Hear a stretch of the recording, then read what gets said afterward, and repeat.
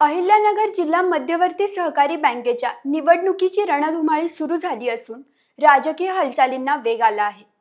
विधान परिषदेचे सभापती राम शिंदे यांनी जिल्हाभरातील विविध आजी-माजी नेते, सहकार क्षेत्रातील दिग्गज आणि प्रभावशाली व्यक्तींच्या भेटीगाठी सुरू केल्या आहेत।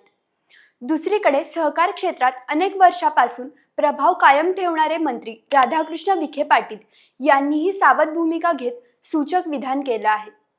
त्यामुळे ही मोर्चे बांधणी विखेंविरोधातील राजकीय रणनीती आहे की राम शिंदे यांच्या राजकीय अस्तित्वासाठीची धडपड, याची चर्चा आता जिल्हाभर रंगू लागली आहे। पण राम शिंदे अचानक एवढे सक्रिय का झाले आहेत? त्यांनी कोणकोणत्या नेत्यांच्या भेटी घेतल्या? राधाकृष्ण विखे पाटील यांनी नेमकं काय वक्तव्य केलं आणि जिल्हा बँकेच्या निवडणुकीत याचा काय परिणाम होऊ शकतो? या सर्व प्रश्नांची उत्तरं आजच्या व्हिडिओमध्ये जाणून घेणार आहोत। नमस्कार, मी तन्वी आणि तुम्ही पाहत आहात सत्ता मंच, बातमी नव्हे तर बातमी मागचं विश्लेषण। चला तर मग मुद्देसूद पाहूया।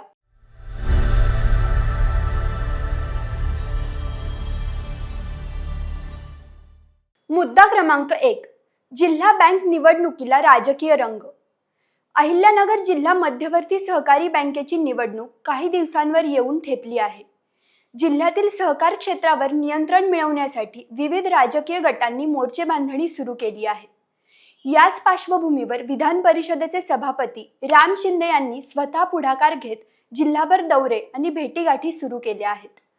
त्यामुळे ही निवडणूक केवळ सहकारापुरती मर्यादित न राहता राजकीय शक्ती परीक्षाही ठरणार आहे। मुद्दा क्रमांक 2, राम शिंदेंच्या भेटीगाठींचा नेमका अर्थ काय? गेल्या काही दिवसात राम शिंदे यांनी नेवासामध्ये यशवंतराव गडाख, संगमनेरमध्ये बाजीराव खेमनार, राहुरीमध्ये प्राजक्त तनपुरे, माजी खासदार प्रसाद तनपुरे, अरुण तनपुरे, सत्यजित कदम, पांडुरंग अभंग, भानुदास मुरकुटे तसेच शेवगाव पाथर्डीमध्ये आप्पासाहेब राजळे यांची भेट घेतली। विशेष म्हणजे या सर्व भेटींचे फोटो सोशल मीडियावरही प्रसिद्ध करण्यात आले। त्यामुळे विविध राजकीय गटांना एकत्र आणण्याचा प्रयत्न सुरू असल्याची चर्चा आहे। मुद्दा क्रमांक 3, विखेंनी घेतली सावध भूमिका। राम शिंदे यांच्या वाढत्या राजकीय हालचालींवर मंत्री राधाकृष्ण विखे पाटील यांनी थेट प्रतिक्रिया देण्याचं टाळलं। मात्र कोण कोणाला भेटतं याने फारसा फरक पडत नाही। सहकार क्षेत्रातील निवडणुका अनेकदा बिनविरोधही होतात, असं सूचक वक्तव्य त्यांनी केलं। त्यामुळे विखे सध्या वेट अँड वॉचच्या भूमिकेत असून योग्य वेळ येताच राजकीय डाव टाकतील अशी चर्चा सुरू झाली आहे। मुद्दा क्रमांक 4, शिंदेंविरुद्ध विखे संघर्ष पुन्हा चर्चेत। राम शिंदे आणि राधाकृष्ण विखे पाटील यांच्यातील राजकीय संघर्ष नवीन नाही। मात्र जिल्हा बँक निवडणुकीच्या निमित्ताने हा संघर्ष पुन्हा एकदा चर्चेत आला आहे। सहकार क्षेत्रात अनेक वर्षांपासून विखेंचं मजबूत वर्चस्व आहे। त्यामुळे राम शिंदे हे त्या वर्चस्वाला आव्हान देऊ शकतात का, हा मोठा प्रश्न उपस्थित केला जात आहे। मुद्दा क्रमांक 5, स्वतंत्र पॅनलची तयारी। राजकीय वर्तुळात अशी चर्चा आहे की राम शिंदे स्वतंत्र पॅनल उभं करण्याच्या तयारीत आहेत।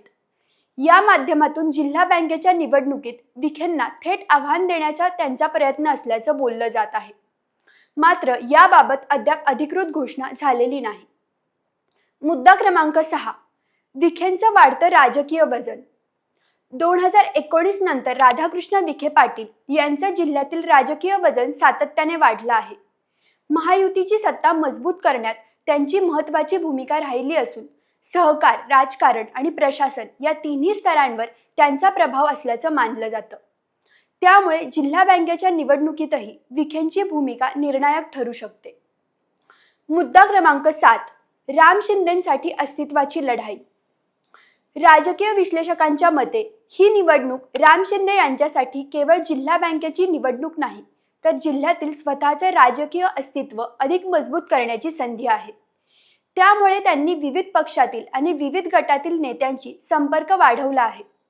या रणनीतीला कितपत यश मिळतं हे निकालानंतर स्पष्ट होणार आहे। मुद्दा क्रमांक 8, पुढे काय? जिल्हा मध्यवर्ती सहकारी बँकेची निवडणूक जसजशी जवळ येईल तसतशा राजकीय घडामोडींना आणखी वेग येण्याची शक्यता आहे। राम शिंदे यांची मोर्चे बांधणी आणि राधाकृष्ण विखे पाटील यांची सावध भूमिका यामुळे ही निवडणूक अत्यंत चुरशीची होण्याची चिन्हे आहेत।